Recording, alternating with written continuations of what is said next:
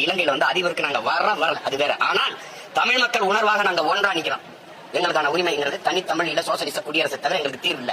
சும்மா அந்த அதுக்குள்ள ஒரு தீர்வு இதுக்குள்ள ஒரு தீர்வு அப்படி அது இல்ல. அதனால அந்த நிக்கிற அந்த ஒருமித்த கருத்தோடு நிக்கிற பொது வேட்பாளரை நம்ம ஆதரிக்கிறோம். அதுல அது வந்து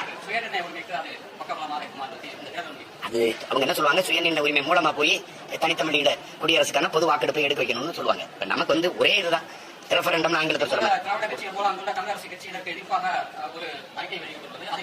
இந்த தமிழ் மக்களின் வாக்கு வலிமையை ஒருமைப்படுத்தி காட்டணுங்கிற அந்த நோக்கம் வந்து மிகச்சரியானது. அதை நான் ஆதரிக்கிறேன். ஏன்னா இந்த நிலத்திலே நாங்க அதான் பண்றோம்.